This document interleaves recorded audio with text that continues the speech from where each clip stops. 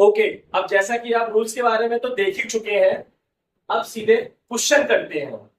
Okay, तो अभी हम बात करेंगे 8th क्वेश्चन की कि इसे कैसे किया जाएगा। तो देखिए, सबसे पहले हमें इसमें ट्राइंगल नहीं दिया हुआ है, तो हमें लिखना है late ABC is a triangle. Let ABC is a triangle where angle C बराबर 90 डिग्री। हिंदी वाले कैसे लिखेंगे? हिंदी वाले लिखेंगे माना कि ABC एक त्रिभुज है जहां C 90 डिग्री है। ठीक है, एंगल C 90 डिग्री है, ऐसे लिखेंगे हिंदी मीडियम वाले। ऑलराइट, तो सबसे पहले हम यहाँ पर एक ट्राइंगल बनाएंगे जिसमें हम C को 90 मानेंगे। यहाँ पर हम A लिख देंगे, यहाँ पर B और यहाँ पर C। सर हम ऐसा क्यों कर रहे हैं? क्योंकि हमें इसमें पता ही नहीं है कि ट्राइंगल हमें कौन सा लेना है। ओके, चलिए ठीक है। अब हमारे पास में है क्या? तो हमारे पास में है, गिवन में लिख देते हैं हम। गिवन में हमारे पास में क्या है? 3 cot A बराबर में 4। तो आप लिखेंगे गिवन में 3 cot A बराबर में 4। ओके, अब ये 3 है वो इसके नीचे ले आइए आप लोग, तो ये हो जाएगा cot A बराबर में 4/3। ऑलराइट, अभी मैंने आपको रूल नंबर 4 बताया था। रूल नंबर 4 के अकॉर्डिंग कॉट की वैल्यू कितनी होती है बताइए? P/B H/B क्या होती है? B/P ये होती है कॉट की वैल्यू, B/P। अच्छा, अब यहाँ पे लिखा हुआ है A, तो थीटा कहां पे आएगा? A पे, क्योंकि हम लगाएंगे रूल नंबर 1। क्या लगाएंगे हम? Rule number 1। तो थीटा कहां पर आएगा? हमारा A पे आएगा। अब अगर आप थीटा यहाँ पे लगाते हैं तो इसका मतलब ये हो जाएगा आपका परपेंडिकुलर, यानी कि लंब। ये हो जाएगा आपका हाइपोटेनियस, यानी कि कर्ण।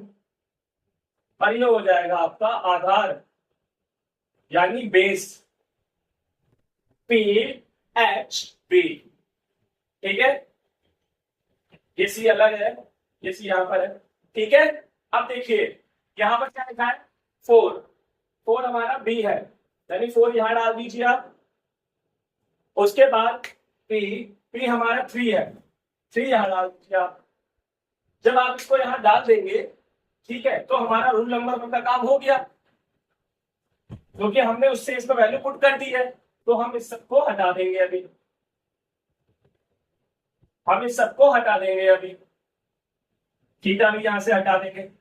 अब जरा देखिए, हमें इसमें 2 साइड पता है और एक साइड हमें निकालना है। जब ऐसा होता है तो हम रूल नंबर 3 लगाते हैं, जिसे हम बोलते हैं पाइथागोरस थ्योरम। तो हमने लिखा यूजिंग पाइथागोरस थ्योरम, हिंदी में क्या बोलते हैं इसे? पाइथागोरस प्रमेय। ठीक है, क्या होती है ये? h का स्क्वायर बराबर b का स्क्वायर प्लस b का स्क्वायर। ठीक है, अब देखिए मेरे पास में जगह नहीं है, इसलिए मैं यहां कर दे रहा हूं। आप लोगों के पास जगह है कॉपी में, तो आप लोग उसी के नीचे कर लीजिएगा। ओके, अब देखिए सबसे पहले हम यहाँ पाइथागोरस लगा रहे हैं, रूल नंबर 3, तो उस हिसाब से हमें यहाँ वैल्यू भी डालनी है। तो ये h हो गया पाइथागोरस के अकॉर्डिंग, ये b हो गया और ये p हो गया। ओके, पाइथागोरस के अकॉर्डिंग मैंने वैल्यू डाली है। ये रूल नंबर 1 के सेम जैसी लग रही है। रूल नंबर 1 में भी यहाँ h आता है, यहाँ p आता है, यहाँ b आता है, तो सेम भी हो सकते हैं रूल्स, अलग अलग भी हो सकते हैं। फिलहाल हमने यहाँ पाइथागोरस लगा दिया है। ओके, h हमारा जो है वो क्या है? हमारा AB। तो लिख देंगे हम यहाँ पे AB का स्क्वायर, P हमारा है BC, तो लिख देंगे हम BC का स्क्वायर, और B हमारा है AC, तो हम लिख देंगे AC का स्क्वायर। ठीक है, ए बी हमें पता नहीं है, तो हम यहाँ पे ए बी का स्क्वायर ही रखेंगे। बी से हमें पता है 3 है, हमारी 3 है, तो हम यहाँ लिख देंगे 3 का स्क्वायर। ए से हमारा हमें पता है 4 है, तो हम लिख देंगे 4 का स्क्वायर। ठीक है, तो देखिए ये तो ऐसे ही हो जाएगा। 3 के स्क्वायर का मतलब क्या होता है, 3 इंटू में 3 यानी 9 आ जाएगा, और 4 के स्क्वायर का मतलब होता है 4 इंटू में 4 यानी 16 आ जाएगा। ठीक है, अभी हम इसको ऐड करेंगे तो हमारा आ जाएगा 25। यहाँ पे हमारा ए बी स्क्वायर ही रहेगा। ठीक है, अब ब्रैकेट नहीं आएगा। ठीक है, तो हमारा हो जाएगा ए बी बराबर में रूट का 25। अब अगर आपको रूट हटाना है तो क्या करते हैं, एलसीएम लेते हैं। एलसीएम अगर आप लेंगे तो आपका यहाँ पे 5 का पेयर बन गया। अगर यहाँ पेयर बन गया हमारा 5 का, तो हम 2 बार 5 आया है तो हम एक बार लिखेंगे, वो भी रूट को हटा देंगे। ठीक है, तो हम यहाँ लिखेंगे 5, हमारा आ गया ए बी। ठीक है, तो हम उसका ए बी हमारा आ चुका है, हम उसे यहाँ पे लिख देंगे ए बी को। ठीक है, चलिए अब हमें इसकी जरूरत फिलहाल तो नहीं है, अभी हम इसको हटा देते हैं।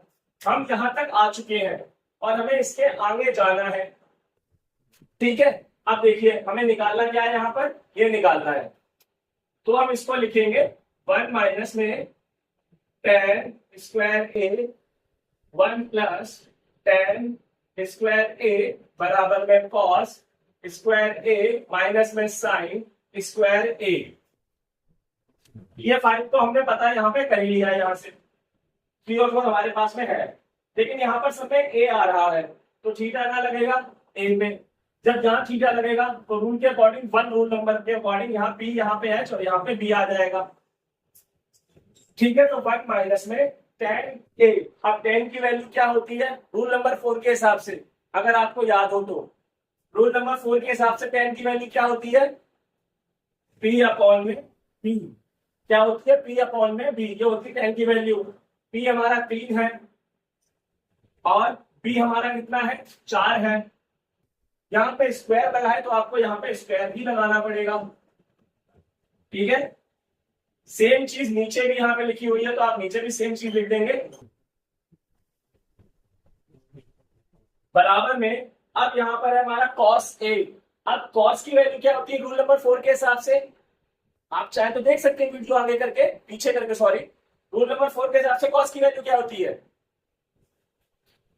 b अपॉन में h होती है। क्या होती है, b अपॉन में h। b हमारा हो गया 4, h हो गया हमारा 5, तो b हो गया हमारा 4, h हो गया 5, उसका स्क्वायर, स्क्वायर दिया है तभी कर रहे हैं, स्क्वायर नहीं दिया होता तो हम नहीं करते। माइनस में अब रूल नंबर 4 के हिसाब से साइन की वैल्यू कितनी होती है, साइन की वैल्यू, और यहाँ पर मैंने थीटा ए पे क्यों लगाया है, क्योंकि सबके आगे ए दिया है। अगर यहाँ पर बी दिया होता तो मैं थीटा बी के आगे लगा देता। ठीक है, तो बताइए साइन की वैल्यू कितनी होती है, p अपॉन में h ये होती है। ठीक है, तो p हमारा है 3, h है 5, उसका स्क्वायर। ठीक है, अब देखिए यहां तक तो हमने कर ही लिया है। ठीक है, अब हम इसको आगे करेंगे। जब 3 का स्क्वायर करेंगे तो 9 हो जाएगा। स्क्वायर का मतलब क्या होता है, स्क्वायर का मतलब होता है 3 का 3 से मल्टीप्लाई, तो 9 हो जाएगा। 4 का स्क्वायर करेंगे तो 4 इंटू 4 यानी 16 हो जाएगा, और ये 1 को हम ऐसे ही उतार देंगे तो ये हमारा हो जाएगा 1 माइनस 9 अपॉन में 16 अपॉन में 1 प्लस 9 अपॉन में 16। सामने 4 का स्क्वायर करेंगे यानी 4 इंटू 4 16, 5 का करेंगे 25 आएगा, 5 इंटू 5 तो 16 अपॉन 25। माइनस में 3 का करेंगे 9 आ जाएगा, 3 इंटू 3 9 और 5 का 25 आ जाएगा, 9 अपॉन में 25। ठीक है, अब देखिए इसके आगे कैसे होगा ये। अगर आपको इसे सॉल्व करने में दिक्कत आ रही है तो एक तरीका है, ये तो चलो ऐसे भी हो जाएगा, ये इसके नीचे 1 मान लेंगे हम, पहले 16 का 1 से मल्टीप्लाई करेंगे हम। ठीक है, तो 16 ही आएगा, फिर इसका इससे मल्टीप्लाई करेंगे तो भी 16 आएगा, फिर 1 का इससे मल्टीप्लाई करेंगे तो 9 आएगा। अपॉन में इसके नीचे 1 मान लेंगे हम, यहाँ बड़ा वाला लगाना है आपको निशान, यहाँ छोटा वाला। सबसे पहले हम 1 का 16 से मल्टीप्लाई करेंगे 16 आएगा, 16 का 1 से मल्टीप्लाई करेंगे 16 आएगा, 1 का 9 से मल्टीप्लाई करेंगे 9 आएगा। ओके, क्रॉस मल्टीप्लाई कर देते हैं हम लोग थोड़ा सा, और नीचे वालों का आपस में मल्टीप्लाई कर देते हैं, ठीक है। अच्छा, जब हम इसकी अगर बात करते हैं तो यहाँ पर तो देख रहे हैं 25 सेम है दोनों में, तो ये नॉर्मल हो जाएगा, ठीक है, ये नॉर्मल हो जाएगा। यहाँ पर आपका 16 से 16 कट जाएगा, लेकिन इस वाले 16 से ये नहीं कटेगा, क्योंकि यहाँ पर माइनस का निशान है और यहाँ पर प्लस का निशान है। यहाँ पर इनके साथ में कोई नंबर नहीं था, इसलिए कट गए। अगर 16 सेम तो लग रहे हैं, 9 सेम लग रहे हैं, लेकिन इनके साथ में नंबर है एक दूसरे के, इसलिए ये नहीं कटेंगे, ठीक है। तो इनको ऐसे उतार देंगे अपन, 16 माइनस में 9 और 16 प्लस में 9। यहां पर आप इधर सॉल्व करेंगे तो आपका कितना आएगा, यहां पर आएगा आपका 7, यहाँ है 25, इसको माइनस करेंगे तो भी आपका आएगा 7, 25, 7, 25, दोनों सेम आ रहे हैं। आप लिख देंगे इंग्लिश में प्रूव, हिंदी में लिख देंगे सिद्ध किया, ठीक है। याद रखिए ये पोर्शन अलग है, यहां से यहां तक का पूरा पोर्शन अलग है, ठीक है, यहां से यहां तक का पूरा पोर्शन अलग है। तो मिसअंडरस्टैंडिंग मत करिएगा, नोट कर लीजिए, आपका आंसर आ चुका है।